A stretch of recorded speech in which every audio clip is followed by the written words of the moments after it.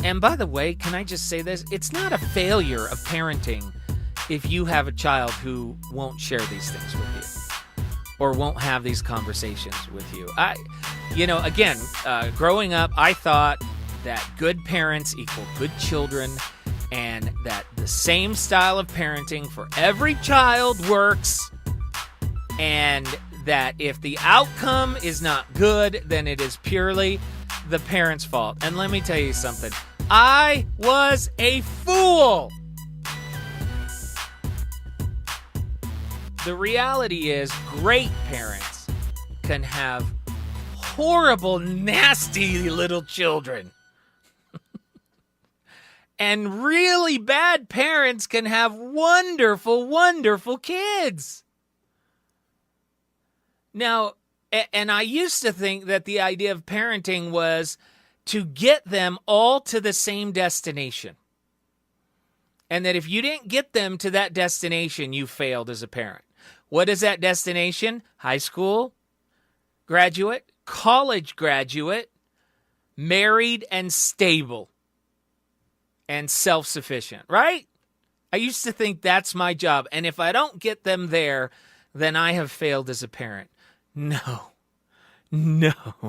Let me tell you the new philosophy, the new JMAC parenting philosophy. The new JMAC parenting philosophy is, my job is to help them be better today than they were yesterday. Whatever that means, whatever that looks like. Because ultimately they're going to decide what their destination is. And I can encourage and I can support. But oftentimes I believe that we push so hard at that ultimate destination where we think they should be, that we stomp out any progress in any relationship that we could have with them. I spoke at an event earlier this week, and I shared some of my background, some of the real struggles that I've had, my struggle with homelessness, my struggle with suicidal thoughts, my, just the core. And when we were done, Dad pulled me aside and he said, help me. He said, I have a son who is homeless. He's 18 years old. We managed to get him back home into the house. I want him to get a job, and I am battling him so aggressively to get a job that I have become the devil in the household. And my wife thinks I'm pushing too hard and too far, and now it's getting between our marriage. What do you do in that circumstance? Now, first of all I can tell you is about my own parenting experiences and my own viewpoint. I would recommend to anybody in that circumstance, or anyone who's struggling, get some outside counseling and some help. But I'll tell you what the little things that I told him after recommending some outside help. And that is, we got to stop fighting for that destination where they think that they should be, and start trying to find little victories, little wins.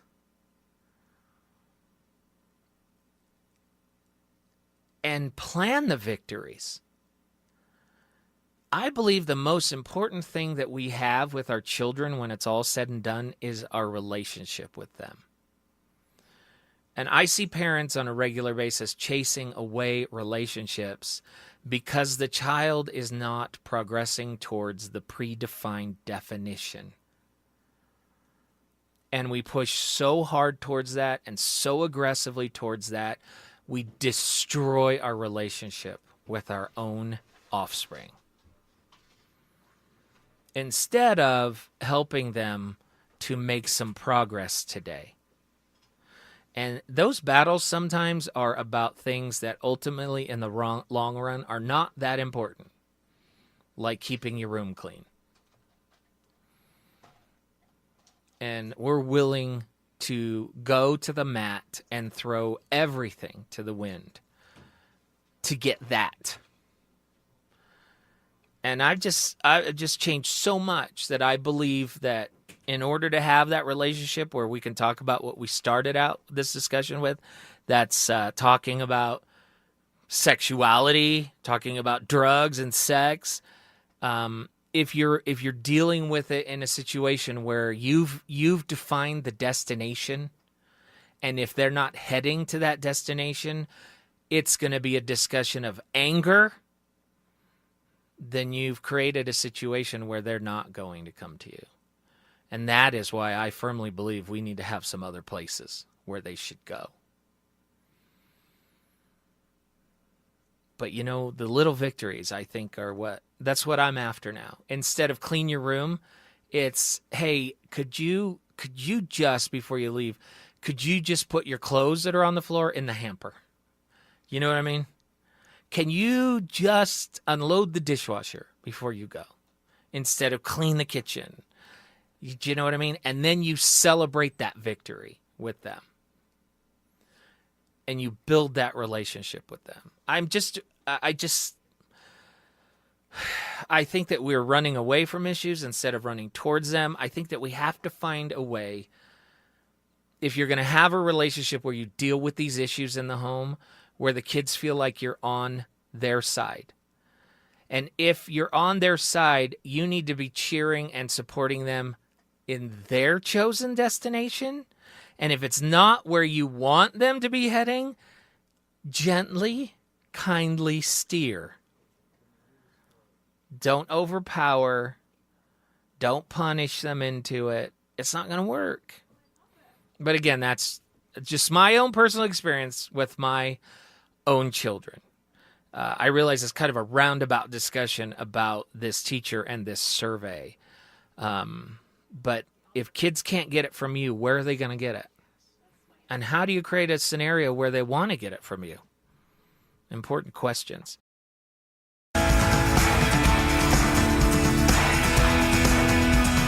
Well, we're getting a lot of feedback from my commentary just now about small victories with your kids. Find ways to win with them instead of finding ways to always be the bad guy and try to drive them towards the predefined destination that you've set up for them. And we've got a couple of great text messages here. This texter at 57500. Oh my gosh, Jay, this is what I've needed to hear.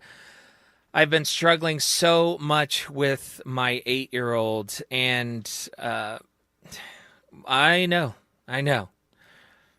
My T-shirt that I wear says parenting is stupid. That's what I say. It's not fair, and a lot of times it's not fun, and there's no perfect way to do it. There are no easy answers. So those are just some of the things that I've learned. Find ways every day to win with your child. Because if you're just always the bad guy, you'll have no relationship with them. And you know what I want more than anything with my child? What my ultimate goal in them for them, I've decided. I've stopped hoping that they're this or they're that in their career or what they decide. Do you know what I want more than anything on the planet with my children? I just want a relationship with them when they're adults. I want to be part of their lives. I want my advice and my feedback to still be something that they seek. I want to be somebody that they want to have their grandkids be around. If they ever bring me grandkids. That's what I've decided is the most important thing. And over the course of raising my children, I've allowed many other things that in the grand scheme of things really is just not that important. And ultimately they can figure those things out. Certainly I want to try to guide and to help improve. But if it comes to the point where it is driving that relationship apart, it's time to rethink. This texter says, coming from a therapist's point of view, what you just said, Jay, is what I try and teach my clients on a daily basis. Well, thank you. And do not fear getting outside help. That is not a sign of weakness, my friends. that you're looking for a counselor or you're looking for help, it is not a sign of weakness. It is not a sign of lack of faith. In my opinion, it shows strength when you're willing to say, I'm not figuring this out, and there are people out there who have been through this or who have studied this, and they can help me. We need to get over that as parents. And we need to recognize that sometimes after all we can do, it's not enough. You're not weak. And you're not a bad parent if you're doing all you can and you're failing. Those are some of the little lies that run through our mind as we try and do this. But my number one goal now, and I'll tell you why it is my number one goal, to have a relationship with my kids. It's because I don't have any relationship with any of my extended family. Never have. I have a brother that I haven't seen or heard from in 20 years. I have a sister I haven't talked to in 5 years. No relationship whatsoever. I want my children to be able to have each other when they are adults, and I want them to have parents that they can turn to. That's what I've decided to build over the last 4 or 5 years. And I've given up on a lot of these other battles where they're just going to have to learn those things on their own. And that's not a crime.